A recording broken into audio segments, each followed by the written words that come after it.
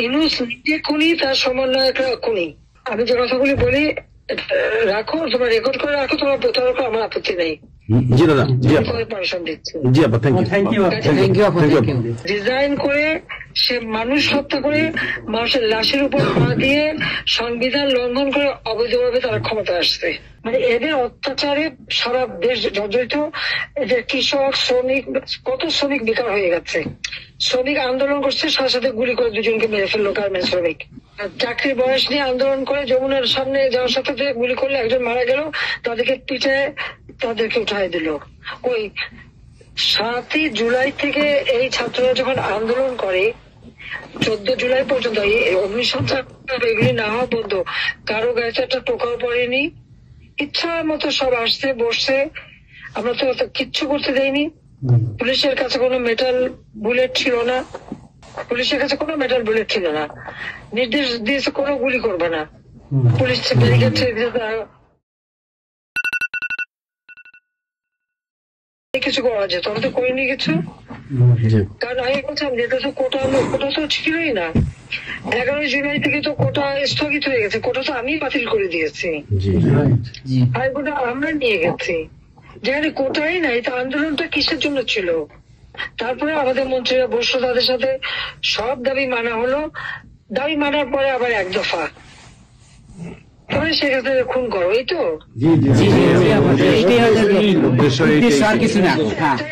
ছিল আমাকে হত্যা করা। আপনাকে হত্যা করা মানে বাংলাদেশকে হত্যা করা, ওরা তো হত্যা মামলা। আবার হত্যা মামলা দিয়ে আবার এখন বলে গণহত্যা।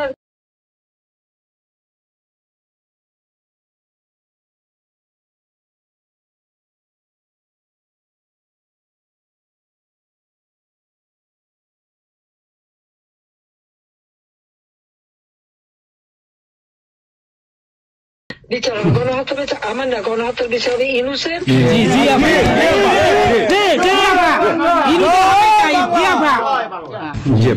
এই সমস্ত খুনের দায় দায়িত্ব ইউনূসকেই নিতে হবে, আর তার সমন্বয়করা। সে যে হত্যার সঙ্গে জড়িত প্রমাণ পাওয়াই যায়। সে যত জঙ্গিদেরকে ছেড়ে দিল, হলি আর্টিজানের মতো ঘটনা ঘটলো, তাকে 21 আগস্ট গ্রেনেড হামলায় আসামি তাকে এবং অন্য যত জঙ্গি ছিল সবাইকে সে মুক্তি দিয়ে দিয়েছে। কারণ এই জঙ্গিদের সাথে তার একটা যুক্ত ছিল, তার একটা সংযোগ ছিল। কাজে বাংলাদেশটাকে সে একটা জঙ্গির দেশ হিসেবে পরিণত করতেছে। আজকে সাধারণ মানুষের অবস্থাটা কি দেখো।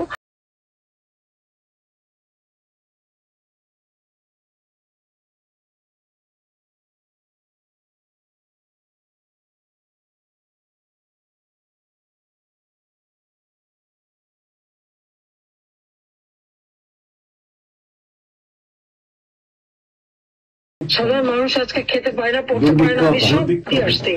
মানুষ তো এখন বলে যে আগের সরকারই ভালো ছিল, শেখ হাসিনার সরকারই ভালো ছিল। জি আপা, এখন বলেন। 97,000 কোটি টাকার বাজেট, কয়লা কেনা, এলএনজি কেনা, ডিজেল পেট্রোল কেনা, খাবার সবকিছু ব্যবস্থা করা, সারের জন্য সার কেনার সব ব্যবস্থা করে আসছে। যে এলএনজি আমার সময় যখন বাজারে 10 টাকা, আমরা সেটা 9.93 দামে কিনলাম। সেই 9 টাকা 9 পয়েন্টের যেটা কিনা সে 14 তোমার 5 একটা, আর 14.65 এই দামে কিনলো। ডাবল দামে সে কিনতে গেল কিসের জন্য? এখন তো বাজারের দাম আরো কমছে। শেয়ার মার্কেটের টাকা উধাও, ব্যাংকে টাকা নাই, ব্যাংকের টাকা উধাও, গেল কোথায়? আমেরিকা। 20 লক্ষ মেট্রিক টন খাদ্য আমি রেখে আসছি। 1 কোটি পরিবারের জন্য টিসিবির কার্ড দিছি, মাত্র 30 টাকা কেজিতে তারা চাল কিনতে পারবে এবং ডাল, তেল, গম কিনতে পারবে। সেই ব্যবস্থা করে আসতে হবে সস্তায়। 43 লক্ষ মানুষকে বাদ দিছে সেখান থেকে। কেন দিল? আওয়ামী লীগের সরকার করছে, বাদ দিতে আওয়ামী লীগের। তার মানে তুমি আরেকটা চেষ্টা করো, 43 লক্ষ আওয়ামী লীগ পেল, তখন তো 1 কোটি ছিল, বাকি তো অন্য দলের। আওয়ামী লীগ তো দল দেখে নাই, আওয়ামী লীগ দেখছে যারাই আবেদন করছে তাদেরই দিয়েছে, সে যে দলমত নির্বিশেষে সবার জন্য। আওয়ামী লীগ মানুষের জন্য করে, এটা আওয়ামী লীগ সরকার করছে এর জন্য আপা।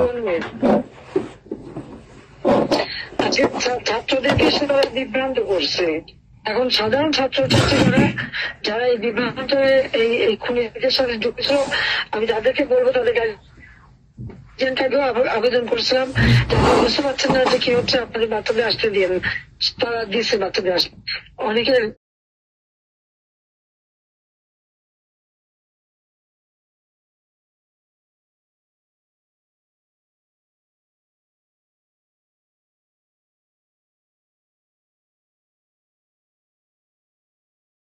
অনেকে তো আপনাদের হারালো, তখন যদি আমার কথাটা শুনতো তো হারাতে হতো না। আজকে তারা নিশ্চয় উপলব্ধি করতে পারছে, সেটা আমি বলবো যে এখন যারা এই সাধারণ ছাত্রছাত্রী আবিজাদের সঙ্গে যুক্ত হয়েছিল তাদের প্রতি আমাদের কোনো ক্ষোভ নেই, কিচ্ছু নেই, বলে তারা লেখাপড়া